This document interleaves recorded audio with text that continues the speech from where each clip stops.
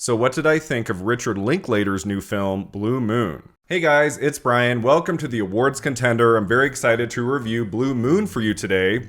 I got to see it a little bit early. It comes out in limited release on October 17th. This was a film I desperately tried to see at the Toronto Film Festival a few weeks ago. I could not get a ticket to save my life. There were 2 screenings. I tried to get in for like hours, for days, and it never happened. Thankfully, the kind folks at Sony Pictures Classics sent me a digital screener, and I watched it last night. I was really taken with this movie. From minute one, you know you're in really good hands with Linklater. You know he has a passion for this material that the movie's all about. I knew early on I was going to learn things about artists from the 1940s that I basically knew nothing about. So that was an element of the film I really responded to. And Ethan Hawke in the lead role of Lorenz Hart is spectacular, you guys. I have heard rumblings all throughout the year that he's really great in this film, so I've been keeping my eye on him in this movie for a long time. I've been so excited to see it. I'm a huge Richard Linklater fan. Before Sunset from 2004 is one of my 10 favorite movies of all time. I watch it every couple years. The Before trilogy is my favorite trilogy ever. I adore Boyhood, Everybody Wants Some, Dazed and Confused. I could go on. This guy is a stunning filmmaker who always surprises us. Every new movie he makes, you don't really know what you're getting. You just know you're in for a good time. Very rarely has he disappointed me, like from the beginning of his career.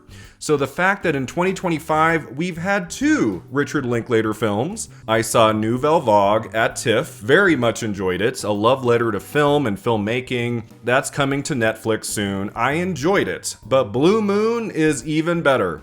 I would put this a little bit above Nouvelle Vague. I was really taken with this every step of the way. I like the intimacy of the story. I like that we don't really go away from this bar, this building. The whole movie is set in one place for an hour and 40 minutes. It never feels claustrophobic. You don't feel like you have to go outside, right? The sense of place is so specific and the characters are so interesting. I never wanted this movie to end. It could have gone on another 30 to 45 minutes and I would have been happy for it. Richard Linklater and company have always been really good at casting, especially like when it's real people. That was the case in Nouvelle Vague. He has a lot of people like playing real life figures from the 50s and 60s, like Francois Truffaut and Jean-Luc Godard. And then in Blue Moon, we have real life figures again. You have Lorenz Hart, you have Richard Rodgers, E.B. White, Oscar Hammerstein. Linklater is all about authenticity, and so he brings a wonderful group of actors into this movie, like Ethan Hawke, who he's collaborated with many times going back 30 years. He also has Margaret Qualley, Bobby Cannavale, Andrew Scott, another great cast in a Linklater movie. And for this Linklater film especially, casting was crucial. If you don't have the right person playing Lorenz Hart, the movie would crash and burn. It would not work. It would not be interesting. Linklater, I think, knew he needed somebody he could really trust in that role. And I've watched a couple interviews with Ethan Hawke the last few weeks, and he said they have been talking about making this movie for many years. Like once a year, Hawke would check in with Linklater and say, "Can we make Blue Moon?" And Linklater would say, "No, you're not old enough yet. It's not time yet. Just be patient. We'll get there." So year after year goes by. Finally, one year, Hawke gets the news, okay, we're gonna make Blue Moon. And I do think Linklater was very smart in waiting because Ethan Hawke is just like perfection in this role from an emotional standpoint, as I'll get to, but also from a physical one. This would not have worked if he was 5 to 10 years younger. He had to be a little bit older to play this role. The real life Lorenz Hart, just a few months before he passed away. The film takes place in 1943. Oklahoma has just premiered to rave reviews, and Lorenz Hart was supposed to be a part of that production. He was supposed to work on the songs and stuff. And his longtime writing partner Richard Rodgers, played in the film by Andrew Scott, he is noticing that Hart is not doing so well mentally, emotionally, so he brings on a new writing partner, Oscar Hammerstein, creating Rodgers and Hammerstein, right? A very famous duo from the 40s and 50s and stuff. Hart, no matter how talented he might be, has turned to alcoholism, is not as creative as he once was. He is struggling to remain focused on his craft, in art, in songwriting, in all of it. And he is really broken with this fracture with Rodgers, who he still considers a friend, who, like, he gets to see in this movie one night, around this bar. But you can tell as an audience member, something is not quite the same between these two. One is clearly on the rise, and the other is falling.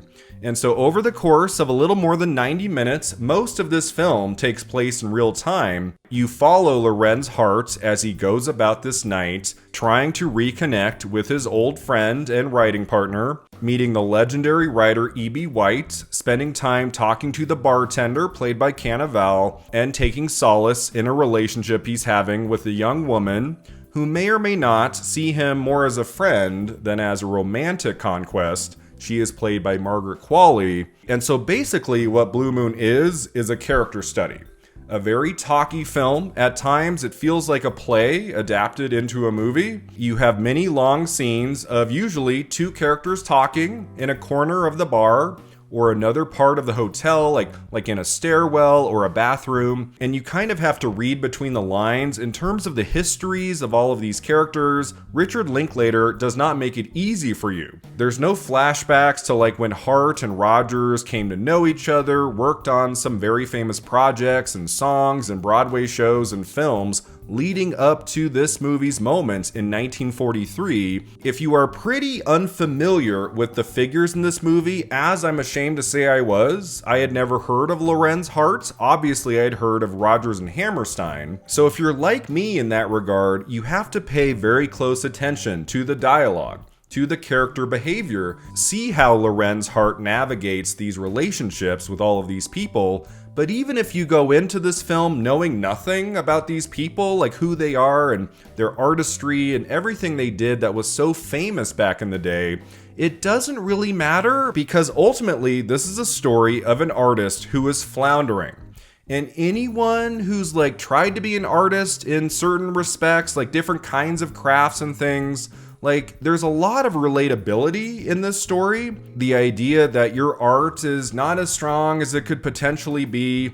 The idea that someone else in your field is doing much better work, no matter what kind of field you're in. It is a relatable story in that regard. And to see a character like Lorenz Hart, even in a time of crisis, trying to find the positive, trying to enjoy his night, trying to enjoy his company with all of these figures he comes across. I just found this to be a fascinating story, very well told, well acted, directed, shot, and edited. Some people might think it's too talky, too slow. Maybe they'll find it too claustrophobic. You want the world to open up a little bit, have flashbacks, go outside and stuff. I did not want any of that. I knew very early on this was a movie for me, and I enjoyed every moment of it, mostly, let's be honest, for the Ethan Hawke performance. I have been a huge fan of his, like going back to Dead Poet Society, White Fang. I kind of grew up with Ethan Hawke, and then he started working with Linklater in Before Sunrise, The Newton Boys, Tape.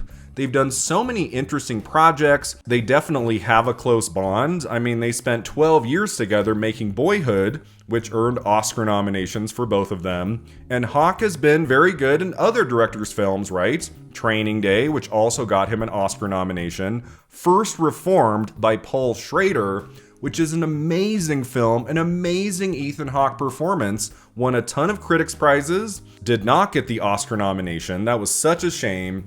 Here we have what is one of his very best performances ever. I was gobsmacked. I was blown away by Ethan Hawke in this movie. First off, as an emotional transformation, the character arc throughout this film is so moving. I found this to be a really tender and involving and complex portrayal from Ethan Hawke of an artist who is struggling and putting on a smile, knowing things are not well, but he's like just trying to get through the night, talk to his former writing partner, spend time with this young woman, a 20-year-old, but he also has conflicting feelings toward her because the movie does touch on his bisexuality or homosexuality. The film infers that he did go to bed with men, and so like being gay or being bi in 1943 was really difficult, and so clearly this was another struggle for Loren's heart around that time, like finding his true self as a sexual being, trying to navigate his struggles with alcoholism, with his creativity, his career. There's just a lot going on with this guy in this hour and 40 minutes, and Ethan Hawke makes every moment ring true. Partly because it's one of the few roles he's ever had where he has a physical transformation.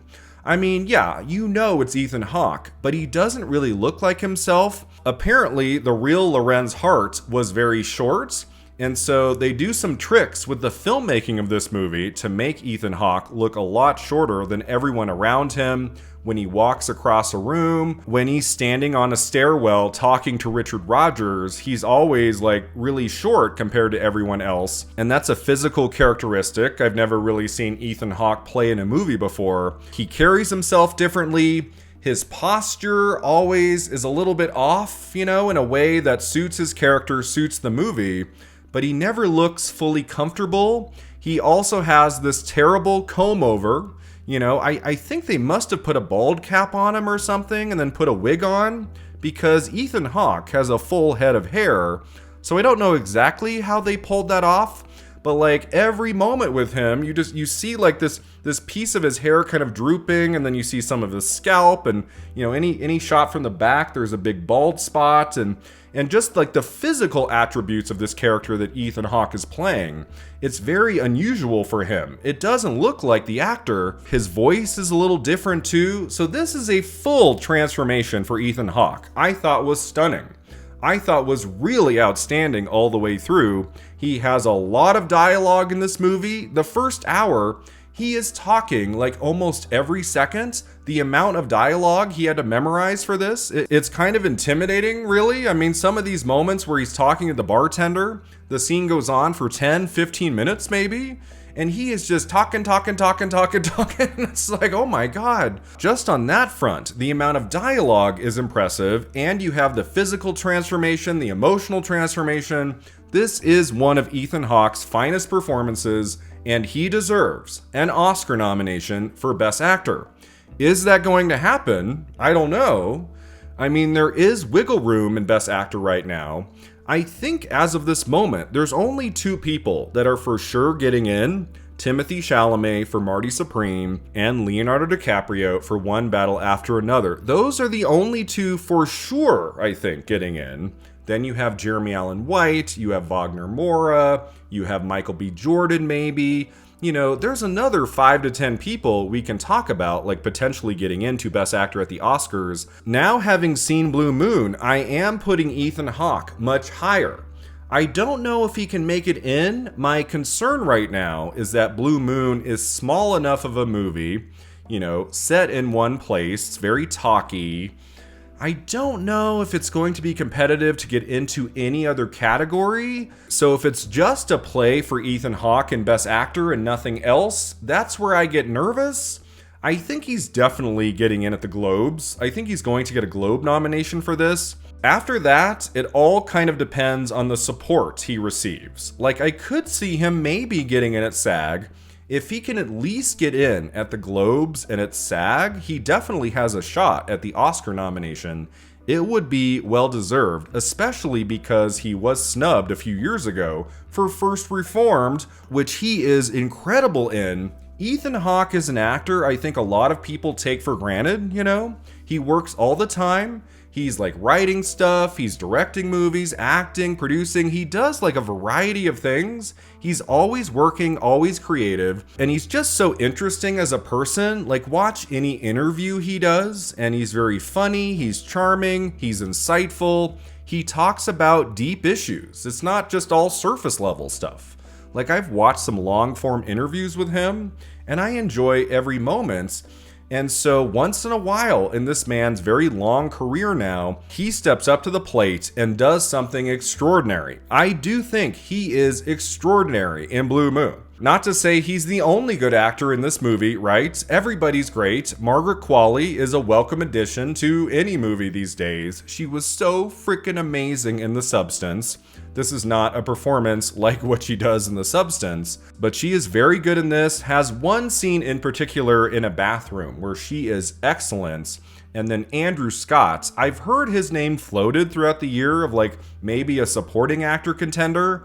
Now that I've seen the film, I understand that. He's also fantastic in this as Richard Rogers. He has at least 3 scenes with Hart, and their back and forth is like some of the best stuff in the movie. And you can really see Rogers is struggling because he's having like the biggest raves of his entire career with Oklahoma, which he was supposed to do with his longtime friend, and he ended up working with Hammerstein instead. He's trying not to gloat, you know. He does care about Hart, but he also knows to keep growing, he kind of has to let this friendship dissolve so he can move in a new direction. And so there is a lot of complexity in Andrew Scott's performance as well. He gets way more to do in this movie than he does in Wake Up Dead Man, which I saw at TIFF, so that was nice to see. But it's not like super flashy, it's not a physical transformation. He's good, but I don't think he's going to get into supporting actor anywhere. That would surprise me. I do think this is Ethan Hawke or nothing. Ethan Hawke in Best Actor. He is the actor from this film that we nominate from the Globes to the Oscars if that happens for Blue Moon. I mean, Richard Linklater has had a pretty remarkable year with both this movie and Nouvelle Vague. I am always so amazed by Richard Linklater's output year to year. How sometimes we don't even really know what he's working on. It's kind of hidden, kind of secrets. And then he'll just show up at, Berlin in February with Blue Moon, and then Cannes in May with Nouvelle Vague. And he's just like, he's such a spectacular filmmaker and storyteller. And this is one of his best years ever. Between Blue Moon and Nouvelle Vague, just frickin' wow. It pisses me off that Linklater still has never won an Oscar. Ethan Hawke has never won an Oscar, And the work that they're doing just in Blue Moon by itself. Sure, it's kind of slow and talky, and it's a small vision, right? Like, this isn't like the biggest vision Richard Linklater has ever given us, but that doesn't make it a bad film or a mediocre film. I think this is great. I love me a movie about artists who are struggling in their craft, no matter what that craft may be. Blue Moon is one of the better films I've seen on this subject in the last few years, and I can't wait to watch it again. I feel so grateful for the career of Richard Linklater he has given us with Blue Moon, another gem, and another frickin' amazing performance by Ethan Hawke, who I think deserves an Oscar nomination for Best Actor. We shall see if that happens. I will be crossing my fingers. I give Blue Moon an 8 out of 10.